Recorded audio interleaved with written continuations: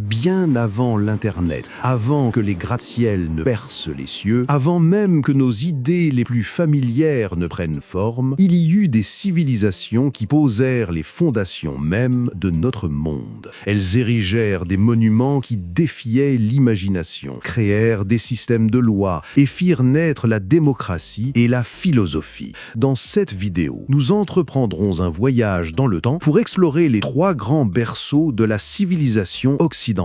La majesté de l'Égypte, la sagesse de la Grèce et la puissance de Rome. Commençons par la plus ancienne d'entre elles, sur les rives du Nil.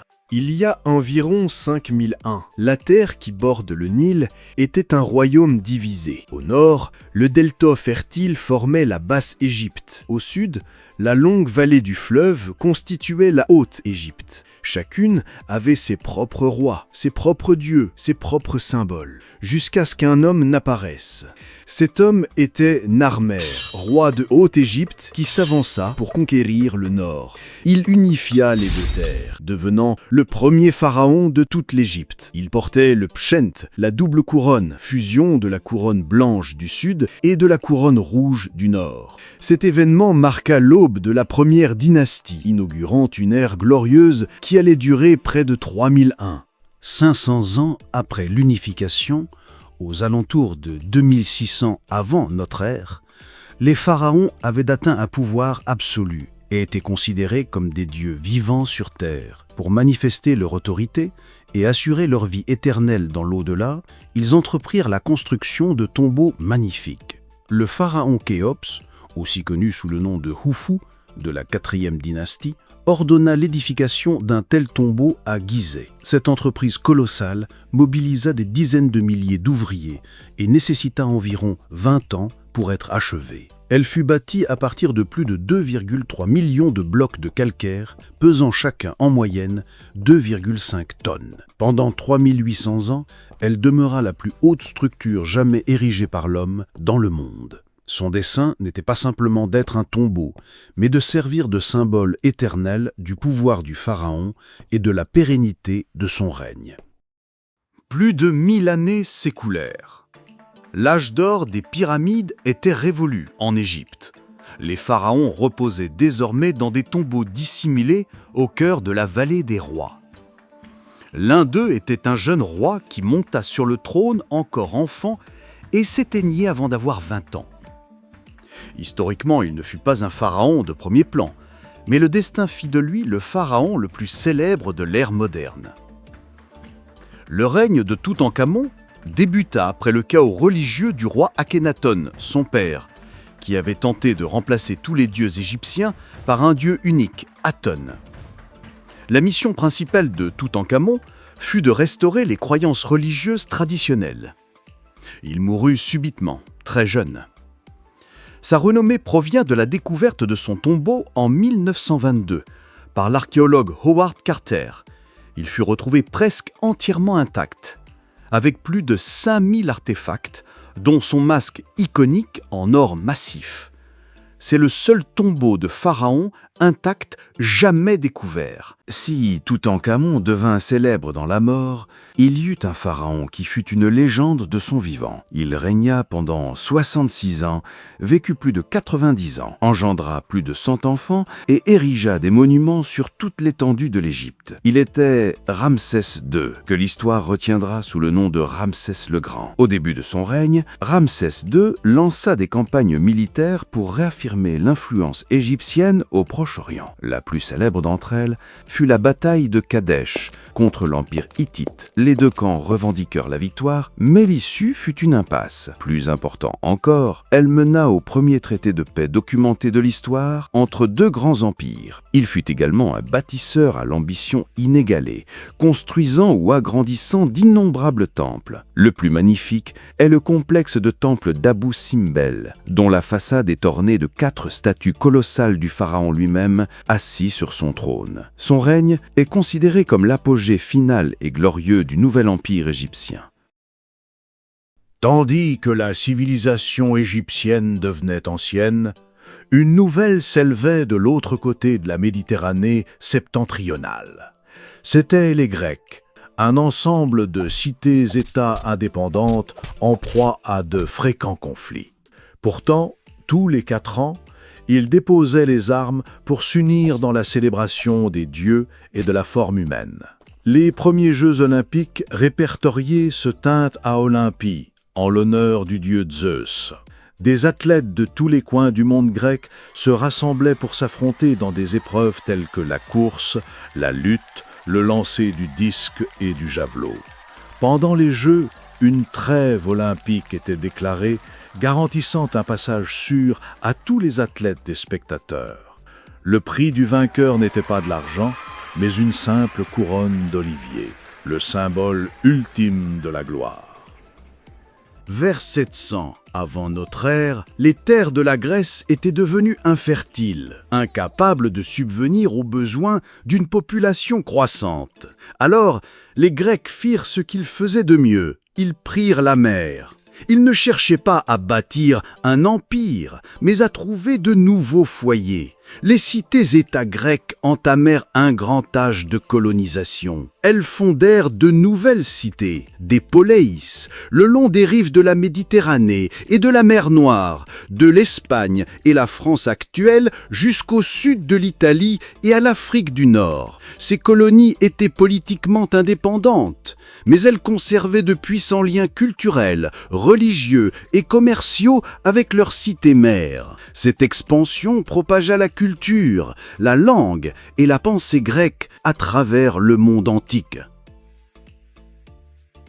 En l'an 507 avant notre ère, au sein d'Athènes, l'une des plus puissantes cités-États, une révolution politique eut lieu. Elle donna naissance à une idée qui allait changer le monde, que le peuple lui-même devait détenir le pouvoir de gouverner. Le réformateur Clisthène introduisit de profonds changements, établissant la démocratia, le pouvoir du peuple. Chaque citoyen athénien, homme et adulte, avait le droit de participer à l'Assemblée, de voter directement les lois et de décider des affaires de guerre et de paix. Les magistrats étaient désignés par élection ou par tirage au sort, créant ainsi une opportunité pour les citoyens, même les plus pauvres, de prendre part au gouvernement. C'était une forme de démocratie directe, le fondement des idéaux démocratiques à venir, bien qu'elle excluait encore les femmes, les esclaves et les étrangers. Après avoir repoussé l'invasion du puissant empire perse, Athènes entra dans son âge classique, une ère d'or pour l'art, l'architecture, la philosophie et le théâtre. Et depuis le nord de la Grèce, un génie militaire allait s'élever pour hériter de cette culture et la propager jusqu'aux confins du monde connu. En 480 avant notre ère, Athènes devint le cœur culturel de la Grèce. Ce fut l'époque des grands philosophes, Socrate, Platon et Aristote.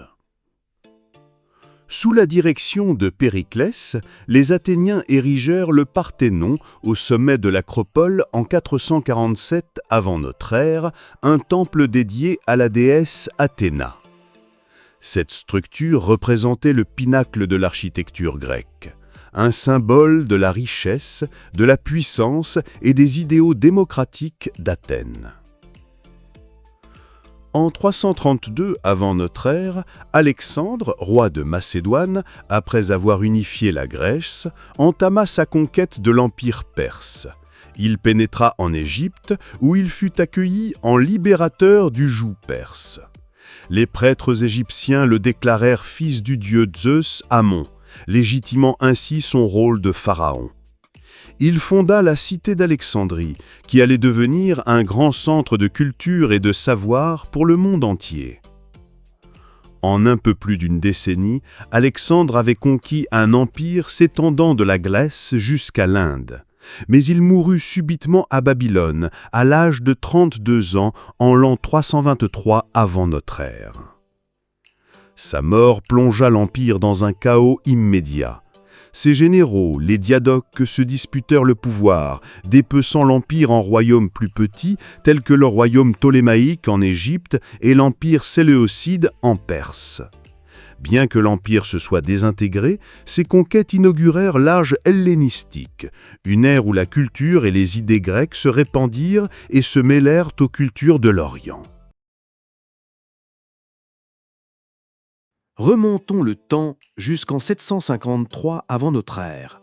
Au moment même où les Grecs célébraient leurs Jeux olympiques et prenaient la mer, une autre histoire prenait naissance sur la péninsule italienne, celle de frères jumeaux et d'une louve. Ils étaient Romulus et Rémus, fils jumeaux de Mars, le dieu de la guerre. Abandonnés et livrés aux flots du Tibre, ils furent sauvés et allaités par une louve qui les découvrit sur la rive. Parvenus à l'âge d'homme, ils résolurent de fonder une nouvelle cité. Mais lors d'une querelle quant à son emplacement, Romulus abattit Rémus et devint le premier roi, donnant à la cité son propre nom, Rome. Bien qu'il s'agisse d'une légende, ce récit incarne l'esprit des Romains, un peuple d'origine divine, à la volonté de faire et à une ambition parfois brutale. En l'an 509 avant notre ère, le dernier roi de Rome, Tarquin le Superbe, était un tyran. Un acte odieux commis par son fils poussa le peuple, mené par Lucius Junius Brutus, à se soulever et à renverser la monarchie. Au lieu de choisir un nouveau roi, les Romains forgèrent un nouveau système, la res publica, la république, signifiant l'affaire publique. Le pouvoir fut confié à 2 consuls élus annuellement et au Sénat, une assemblée de patriciens. Ce système fut conçu pour qu'aucun homme ne pût jamais plus détenir le pouvoir absolu. La République avait transformé Rome d'une humble cité-État en maîtresse de la Méditerranée. Mais cette expansion même créa des généraux trop puissants, des armées trop loyales et une instabilité qui déchira la République de l'intérieur. Grâce à une discipline de fer et à des légions d'une efficacité redoutable, Rome conquit et unifia progressivement toute la péninsule italienne sous son autorité en 265 avant notre ère. Après avoir conquis la Gaule et être sorti victorieux d'une guerre civile brutale, Jules César devint l'homme le plus puissant de Rome et fut nommé dictateur à vie. Craignant qu'il ne se proclamât roi et ne détruisît la République, un groupe de sénateurs conspira pour l'assassiner au sein même du Sénat en 44 avant notre ère. La mort de César ne sauva pas la République. Au contraire, elle plongea Rome dans une nouvelle série de guerres civiles. Le vainqueur final fut Octave, petit-neveu et héritier de César. Il refusa habilement le titre de roi. En lieu et place, le Sénat lui conféra les titres d'Auguste, le Vénérable, et de Princeps, le premier citoyen, en 27 avant notre ère. En apparence, la République perdurait, mais en réalité, Auguste détenait tout le pouvoir, devenant le premier empereur romain et inaugurant l'ère de l'Empire et de la Pax Romana, la paix romaine. En 476 de notre ère, après près de 500 ans d'existence, l'Empire romain était devenu trop vaste pour être gouverné. Il fut divisé en Empire romain d'Occident et Empire romain d'Orient. L'Occident fut sans relâche attaqué et pillé par les tribus germaniques. En 476, le dernier empereur romain d'Occident, au nom ironique de Romulus Augustule, fut déposé par un chef germain. Cet événement est largement considéré comme marquant la fin de l'Empire romain d'Occident et la clôture de l'Antiquité. Rome était tombée, la Grèce avait été conquise, et les pharaons n'étaient plus que des momies dans leurs tombeaux.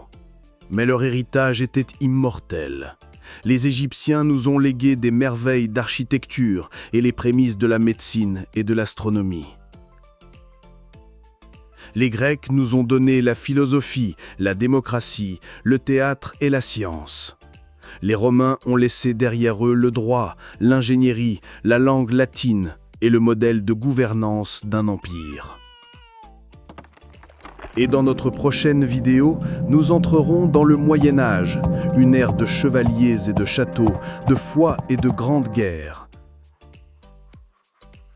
Notre voyage commencera à la toute fin de l'Empire romain au 5e siècle et s'étendra sur 1000 ans jusqu'à ce que les premiers navires traversent l'océan pour trouver un nouveau monde au 15e siècle.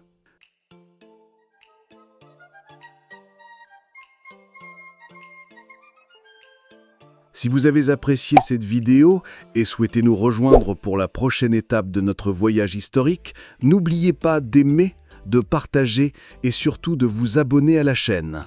C'est entièrement gratuit, mais cela nous donne une motivation formidable pour continuer à créer des vidéos de meilleure qualité. Merci d'avoir regardé jusqu'à la fin. Rendez-vous dans la vidéo sur le Moyen-Âge.